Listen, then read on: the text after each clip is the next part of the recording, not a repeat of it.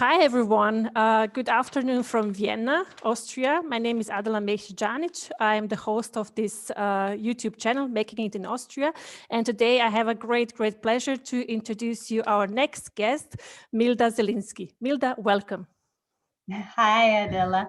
Great to be here. Thank you. Thank you for taking the time and sharing your story with us. Would you take a minute or two and then introduce yourself to our audience?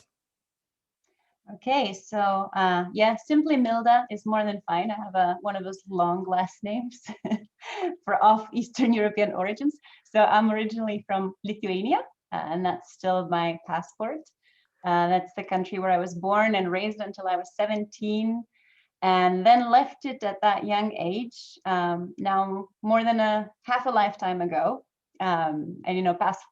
Fast forward all these years, I am right now in Austria, but this is my 5th country of residence, actually.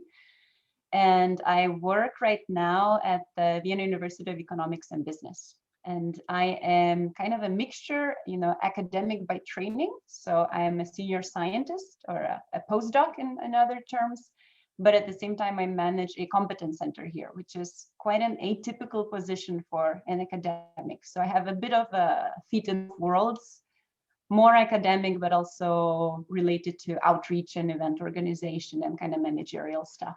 So, yeah. So how did you end up in Austria, Milda? So tell us a little bit about that story. By an accident, I guess, as many people do. So as I said, I left my home country with 17 on an athletics scholarship to go to the US. And back then, I don't think I had any idea about the world whatsoever. I mean, I didn't even know how the internet worked. My parents didn't speak English. So it's really, short of a miracle of how that happened. But I used to go to these internet cafes and look for universities and send out hundreds of emails just asking coaches, swimming coaches, college level, if they're looking for recruits from Europe, so to say, post-Soviet Union, Eastern Europe. And somehow after a year of search and working on my English and passing all the exams like SAT and TOEFL, I did get a scholarship and ended up in Ohio. Which I had no idea about. Again, my parents bought me one-way ticket. Until today, I don't understand how they were that brave to let this, 17-year-old to just do it. But I guess they also saw that there were no possibilities in my home country at the time, especially if you want to be both an athlete and a scholar or student. So the US really provided that opportunity, and I spent, next thing I know, I spent over 10 years there. So I did my bachelor's, then I got an academic scholarship for master's, because you can no longer do sports after a bachelor's degree. If you want to continue studying, that's more complicated. So I did master's in Alabama. I don't have Southern accent, but I can try. And then I ended up with a PhD from the University of California, San Diego. I think I never planned on being an academic. I just wanted to live in California for a while, and there was a great opportunity. And of course, what could be better than spending your 20s just studying? But after that, I felt like I did not want to stay in the United States for much longer. 10 years were just enough. I still, love my friends there. I still visit a lot, but I kind of wanted to try my success somewhere else. So I kind of moved, between Spain, Germany, and then Austria. And the reason I'm here is simply the job.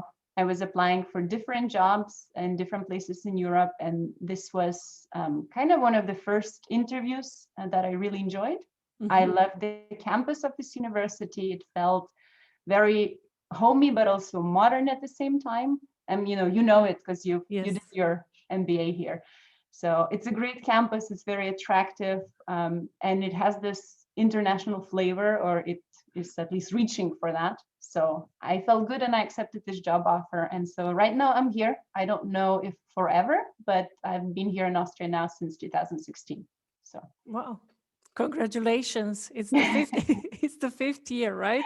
Yeah, exactly. I moved in February. So yeah, Actually, exactly. This Yeah. is kind of a little celebration. Yeah. Milda, can you tell us a little bit about what you do at your work, especially with skilled migrants? Yeah.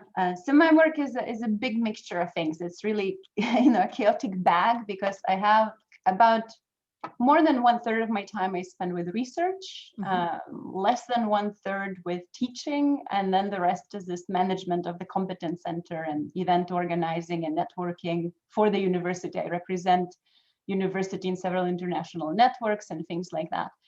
So the skilled migrant part is related to the research, to that first 1/3. And my colleagues and and I know, talk to one of my colleagues. We are all skilled migrants per definition ourselves. So there's definitely internal passion for this. And we just started interviewing people in Austria as well. So we do qualitative research, and we started when I just moved in 2016, and we've been doing that. By now we have over 90 interviews, and our interest is more academic. So, we go into all kinds of details of coping, adaptation, stress, integration. But at the same time, you learn so much from the non-academic perspective. So actually, that's how I met you, Adela, right? Yes. We talked. Yes. Yeah. So I feel like we've learned so much that, unfortunately, we have to keep them anonymous for research reasons. So I cannot just publish them online. But there's so much going on, so many interesting things that I feel I did not experience here, but other people did. So I'm learning a lot through that, and we're currently, we're working on the paper. It takes forever in academy, so things get published 10 years later, but we're working on it. Yeah. So we can expect a paper from you this year about the research that you did. This year, good luck, and a little long term. But yeah, usually if you want to get a good publication, that takes 3 to 5 years. Wow. Yeah, that's the unfortunate slow speed of academic research. But then, if you want it to be good quality. Yeah. Yeah. So we will keep an eye on your profile, on LinkedIn profile, or on the website from the Competence Center. Cross our fingers. Milda, since this is the channel for people who made it in Austria, and as well for people who are planning to move to Austria, so they're considering, they're looking, they're doing their research. So what were these kind of challenges that you have confronted on your journey here in Austria, finding a job, friends, building a community here, the language? So as I said, I came because of the job. So before moving here, I got this job interview and I got the offer. So that was kind of settled, and that was, of course, a great thing. Because before coming here, I lived for a couple of years commuting between San Diego, California, and Karlsruhe, Germany, a mid-sized town in southern Germany, where I did not have a stable job. I was finishing my PhD and still kind of teaching on the side, but it was very complicated years because not having something stable is not easy financially, and psychologically it starts playing on you, So I was very happy to have this job and to literally have my office, So that was a good start already because I came directly to the university. Some of the hurdles, I'm very aware of the hurdles I did not face because I am white. I have an EU passport. I have a name that's not entirely clear to people where it's from, but it doesn't have a certain ethnic connotation to it. And from my accent in German, I've been called everything. I think I really confuse people. So I've been asked if I'm from Russia, Belgium, France, or US. So, people, when strangers meet me, they kind of place me anywhere on the map.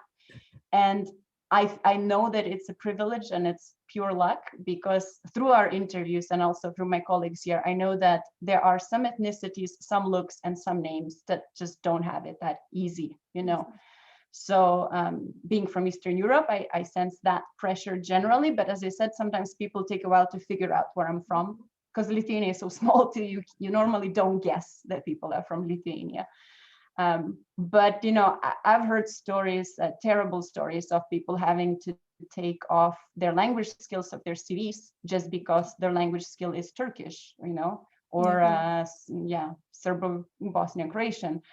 I've heard people being denied apartment rentals because, they were from Middle East, and highly skilled people who with great jobs, somebody being thrown out of Bila and having her bag checked because she looked Middle Eastern and she was a software engineer from Israel with a really good job here. All kinds of things. So when I say hurdles, my hurdles in that sense were very few.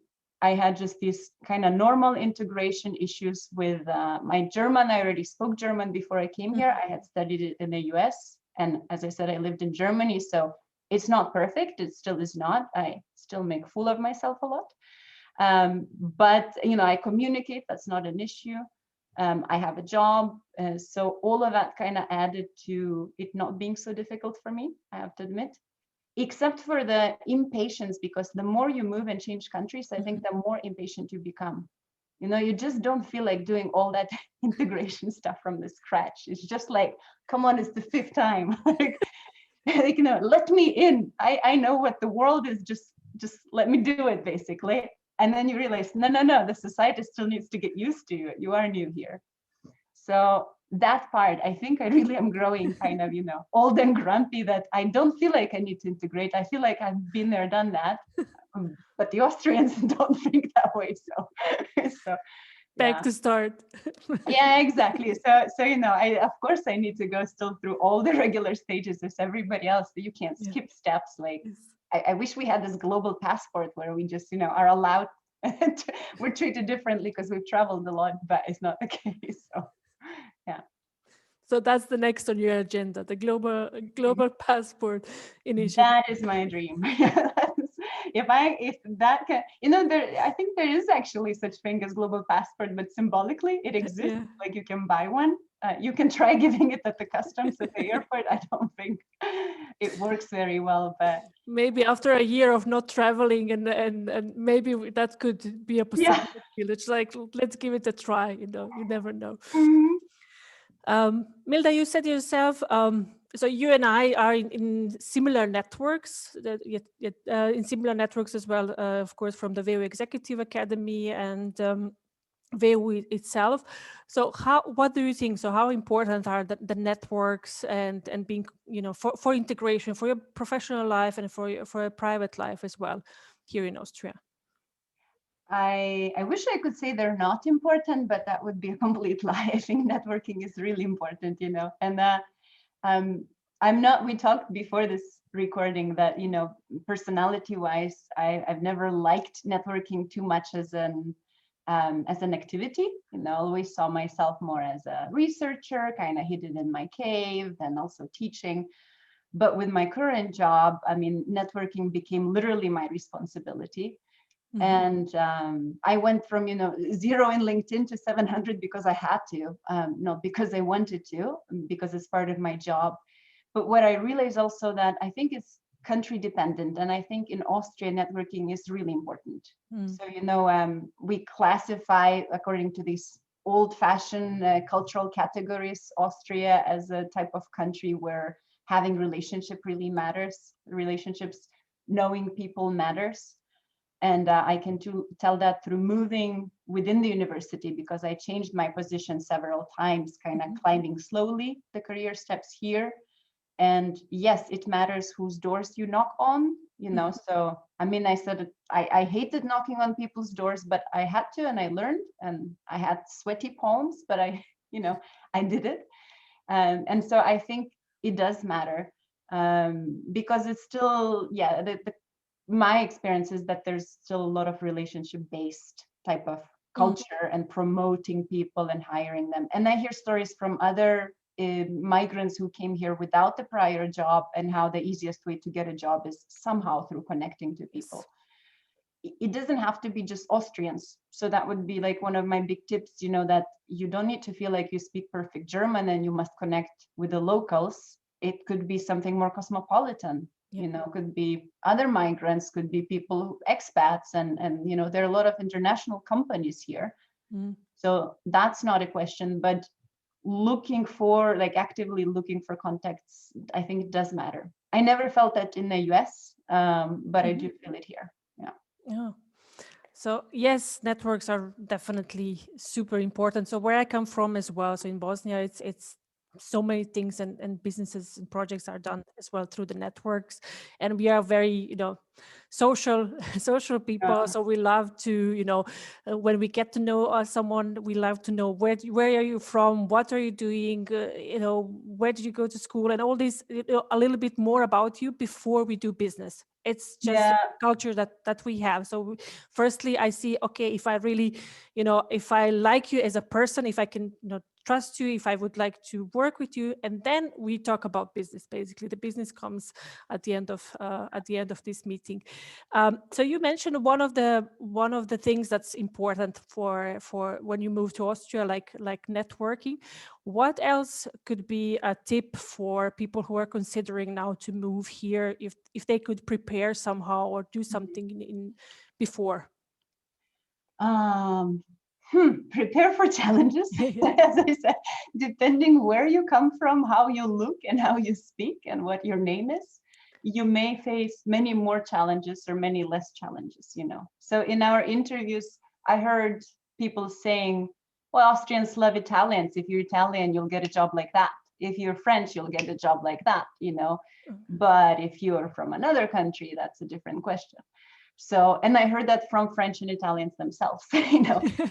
I'm not generalizing. I don't have statistics. I have just these qualitative interviews, but I do find that, being the different case. So depending where you come from, I would say be ready that it's not entirely a very open, flexible culture, not yet. I mean, Vienna looks like a cosmopolitan city. And, if you listen to different languages on the metro, you feel like you're in a very heterogeneous, like a mixed way, a mixed culture. But I think there's still a lot of things that are slightly more on the conservative side. So I'd be prepared for that. I think people get disappointed when they come here because they expect something more modern sometimes. I don't know if modern is a good word, but you know what I mean. Yeah. So kind of have a mindset that things may not go your way entirely. If when you move and you need to deal with all the bureaucracy. So that, of course, I experienced, there's this infamous MA35 where all the immigrants, no matter from what country, including EU, you have to go there and you stand in line and you may need to take a day off work. And you stand in line with everybody from refugees and asylum seekers to CEOs, right? And they don't speak English and they may yell at you. And, you have the same thing when you register in different districts of the city. I had to deal with police because we had a break-in in our apartment our first year, and they would not slow down in their German, so also people just not trying for you, speaking with dialect, all those small things that frustrate, I guess, in any country that you move. Yeah. So be ready for that. And my other tip would be to kind of be proud of your background, because it's also what migrants have a lot of times is kind of a fear of being labeled a migrant. So even in our interviews, I heard a lot of people who said, I'm an expat. And I said, did your company send you and pay you for it? Because that's the official definition of an expat. Or did you come on the bus? No, I came on the bus. So no, you are a migrant, but you should be proud of it, because what migration background brings is resilience. Yes. It's flexibility. It's, thinking outside the box. If you've done that, then that 96% of the population don't have that experience. Like worldwide, there are about 3.6% of migrants. And we are just slightly different. And we should use that as the skill, as something to be proud of, instead of hiding it. I see people trying to kind of assimilate too much and not play on that value. So definitely. Thank you for this, Milda. So that's really inspiration. I was listening to, so yes, I'm really proud of where I come from and what I have to offer. And And somehow it was from the beginning. So I made this switch, or I was very clear in my company. Maybe it was the surrounding, maybe it was the culture of the company, where I was able to say that, and like really, you know, in a loud way, and just say, I'm not here, you know, I'm here because I really want to achieve something extraordinary in my life, in my career, and I'm here because I see that now here is the opportunity. And if in 1 year or 2 years, you know, this is not serving me anymore, so there's no future for me in this company, I move somewhere else. You know, it's not that I don't have opportunities. I'm not here, you know, like, yeah, this is the dead end for me, and there are no other ways, really. And I think this is very important what you're saying. You know, traditionally we keep thinking of migration like you're uprooted from your home country, you go somewhere, and you must assimilate there for the rest of your life. But in reality, what we see today is we hop across countries and continents, and maybe the place you're now is just a transition place. Maybe you will stay here until retirement, but you're a skilled individual.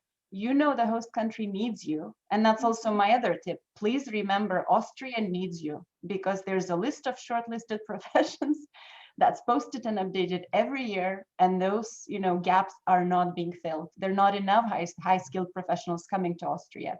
So the government needs you. They just may not be doing a really good at then helping you to go through certain hurdles when you get here with a red, white, red card and these things. They're not working very well, but you need to know that you are in demand. And I think that should give everybody a bit more confidence.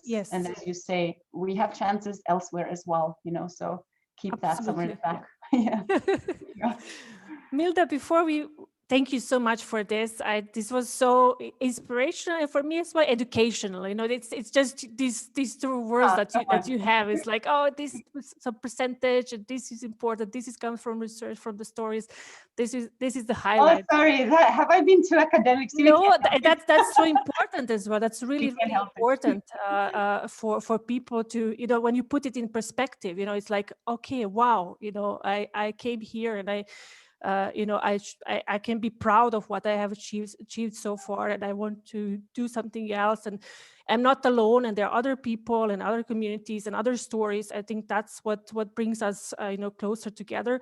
And this is what this initiative is about. You know, I cannot wait for the government to realize when and what, you know, how slow these things are, but there are, you know, always ways to connect with different people, to learn from different experiences. And really, as you said, if you know, if other people are doing well in this country, then I'm going to do well too. You know, I always have this thinking, so, okay, I'm doing well, I want that my neighbor is doing well, and everybody who comes here, that they find something that fits to them, you know, that works.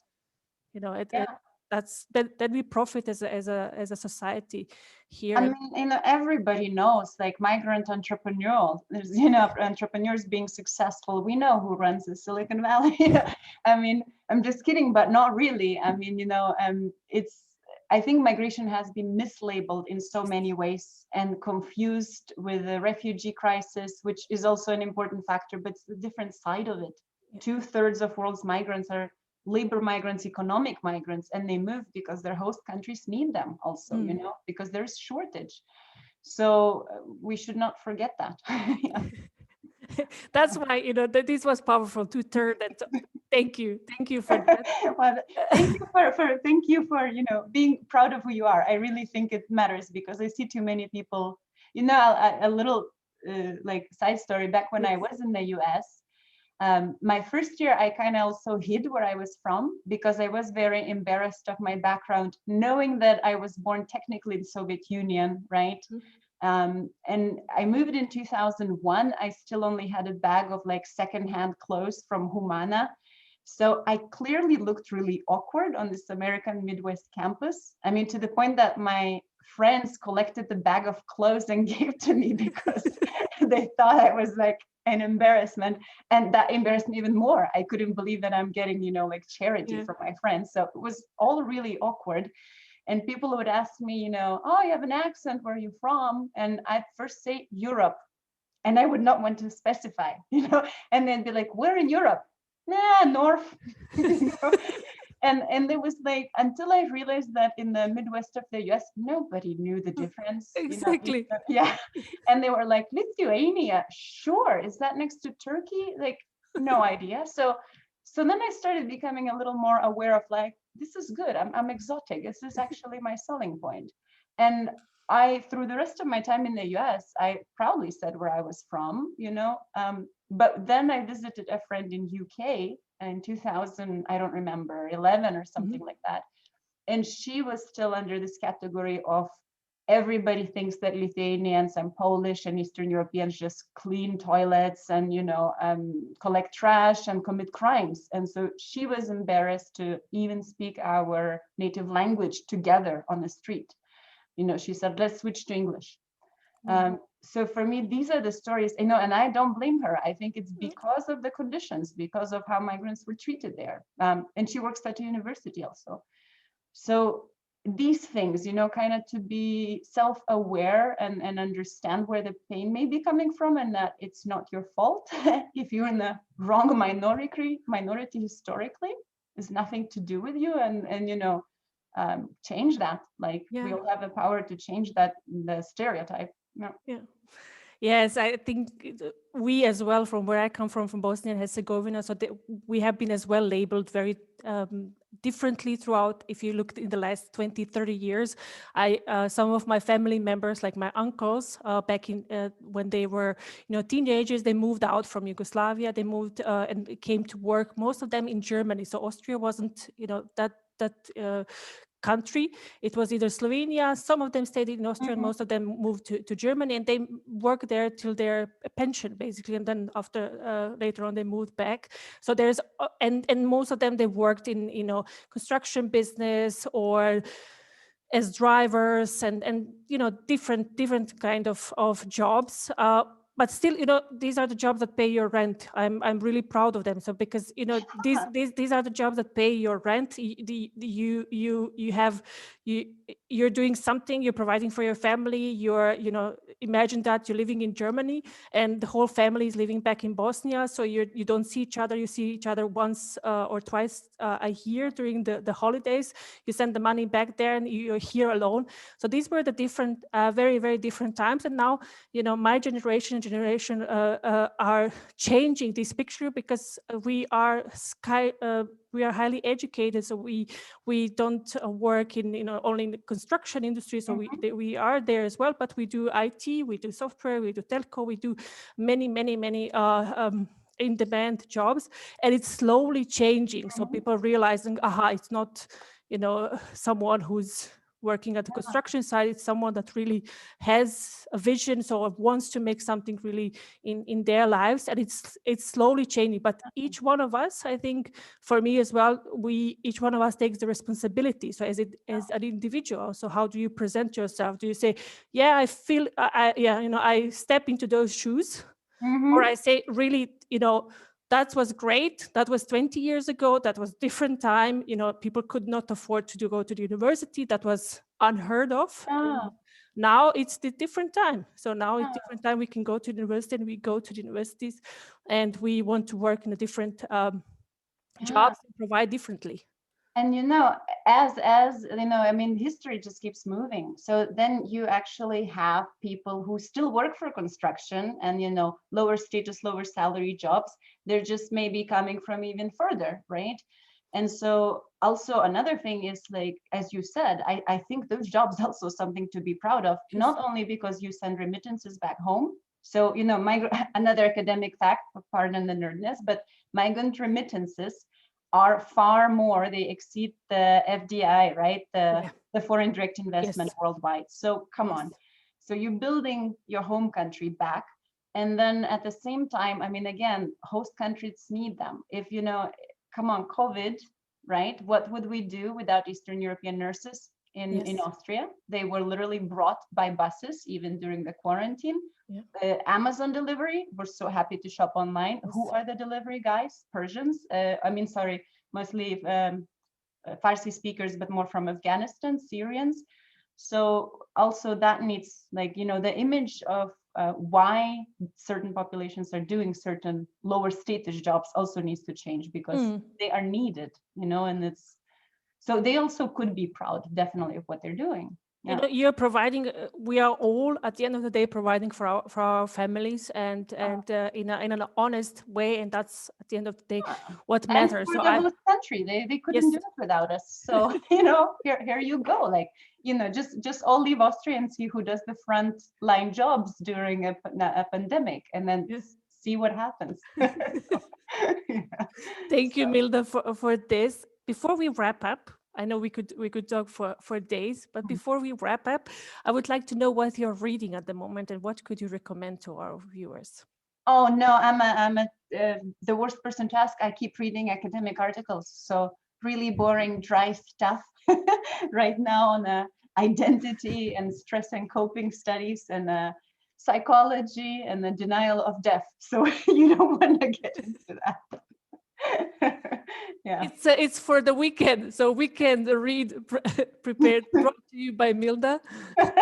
No, but if you want something fun to read, one thing I read before teaching this past fall was Factualness by Hans Rosling, and I really enjoyed it. It's an easy, fun read, and it gives you kind of also optimism of shifting cultures, like shifting history, kind of deep changes in history. So I like that. Yeah. These books keeps coming to me from all the way, so different circles. So everyone is saying the factualness. You need to. So I really. There you go. Then it's your. Or you know, watch his TED Talk. That's faster.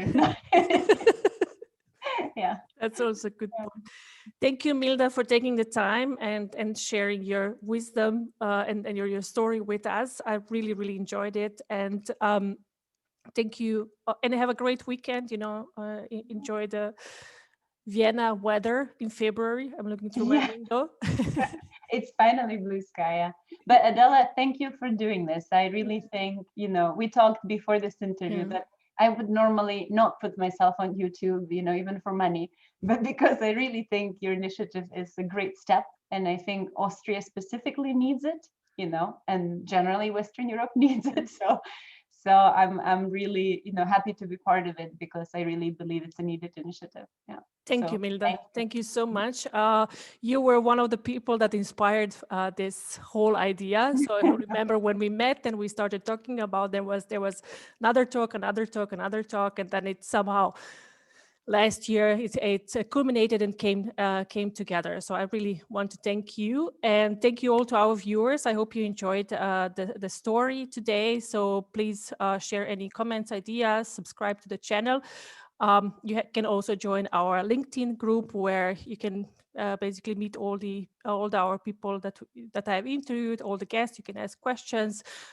You know, we are here to help and support, and every week we bring more and more stories. So if you have any ideas or any guests to recommend, so please don't be shy. Tell us, write in the comment or send me a LinkedIn message. I will as well link the Milda's contact details from LinkedIn as well, and from her competence center, so you can check what she's working on. Thank you, everyone. Have a great weekend, and see you next week. Thanks, Adela. Enjoy.